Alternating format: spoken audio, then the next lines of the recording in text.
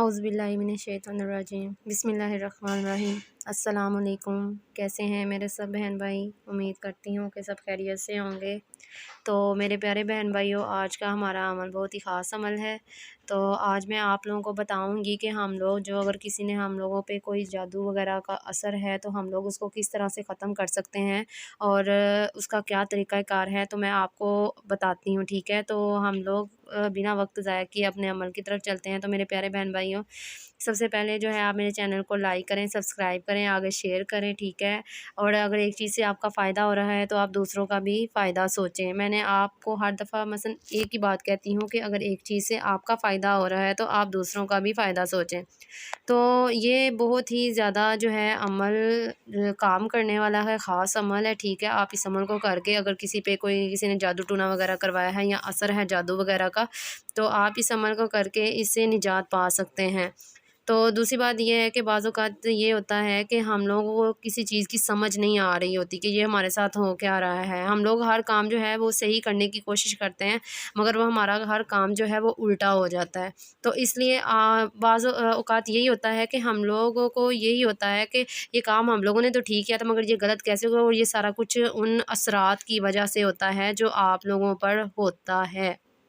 तो मेरे प्यारे बहन भाइयों, मैं आपको बताती हूँ कि आपने अमल को किस तरह से करना है और किस तरीके से करना है। आप लोगों को अमल जिस तरह बताया जाए आप अमल को उसी तरह से किया करें। जब आप अमल को उसी तरह से करते हैं तब ही आपका अमल जो है वो कामयाब होता है। ठीक है, सहरज़दा का ख़ास अमल है और ये इलाज भी है। ठीक है, तो जो शख्स शहर के असर में मुब्तला हो, यानी कि जादू टोने के किसी भी किस्म का जो है वो उसमें मुब्तला हो, वो इलाज का हर जगह से इलाज करवा करवा के थक गए हों, उनको कोई समझ ही ना आ रहा हो, डॉक्टर भी कहते हों कि ये बिल्कुल ठीक है, मगर अंदरूनी तौर पे आपको कुछ समझ ना आती हो, तो आप ये अमल करें। इंशाल्लाह आपको इसमें ज़रूर कामयाबी मिलेगी। और मैं यही कहती हूँ कि अमल को पूरा यकीन रख कर किया करें ताकि आपका अमल जो है वो कामयाब हो।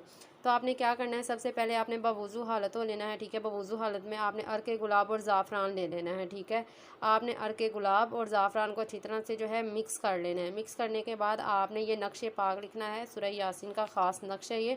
ठीक है, आपने इस नक्श को मैं बताती हूँ आपने क्या करना है। ठीक है, आपने अर्क गुलाब और ज़ाफ़रान को अच्छी तरह से मिक्स करके ये नक्श लिखना है। मैं आपको बताती हूँ स्क्रीन पर देखें।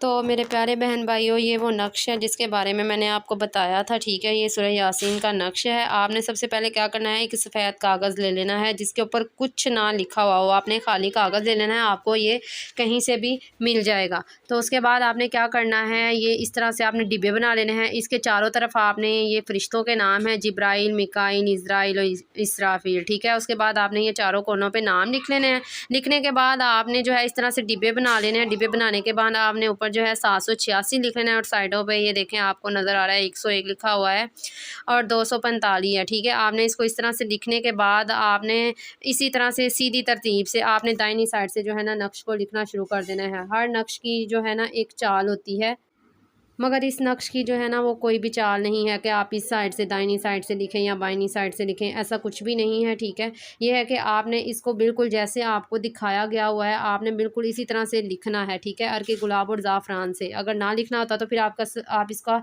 स्क्रीनशॉट लेकर भी इसको निकलवा सकते थे, मगर आपने इसको अपने हाथों से ही लिखना है जैसे आपको बताया गया है, आपने बिल्कुल उसी तरह से ही करना है। मेरे प्यारे बहन भाइयों, आपको बस बार बार बताने का यही मकसद होता है ताकि आपको सही से समझ में आ जाए। उसके बाद आपने सैरज़दा को ये जो है पानी घोल के नक्श जो है आपने उसको वो पानी पिला देना है। अमल को 3 दिन तक आपने मुसलसल करना है। ठीक है, आपने अमल को बिलाना का 3 दिन तक करना है। अगर 3 दिन में काम ना करे तो आपने इसको 7 दिन तक लाजमी करना है। इंशाल्लाह अल्लाह के फजल करम से आपको इससे ज़रूर जो है निजात मिलेगी। और अमल को पूरा यकीन रख कर करें। तो मेरे प्यारे बहन भाइयों, मैंने आपको जो है सारा तरीक़ाकार बता दिया है किस तरह से आप जो है जादू के असर से निजात पा सकते हैं। इस अमल को करें, इससे ख़ुद भी फ़ायदा उठाएं और दूसरों को भी बताएं। ठीक है, और इंशाल्लाह मैं नेक्स्ट कोशिश करूँगी कि इससे भी आसान जो है आप लोगों के लिए वीडियो लेकर आऊँ। ठीक है, तो तब तक के लिए जो है मुझे इजाज़त दीजिए और मेरी आहट पे यही गुजारिश होती है कि मेहरबानी फरमा कर दूसरों की टोह में ना लगे रहा करें, चुगलियाँ ना किया करें, 5 वक्त की नमाज अदा किया करें, मुश्किल वक्त में दूसरों का साथ दिया करें। अगर आप किसी की मदद करते हैं तो अल्लाह पाक आपकी यह भी मदद फरमाते हैं। हम लोग दूसरों के लिए आसानियाँ पैदा करेंगे तो आप लोगों के लिए भी आसानियाँ पैदा होंगी। तब तक के लिए मुझे इजाज़त दीजिए, मुझे दुआओं में याद रखिएगा। नेक्स्ट इंशाल्लाह इससे भी आसान वीडियो लाऊंगी। अल्लाह हाफिज़।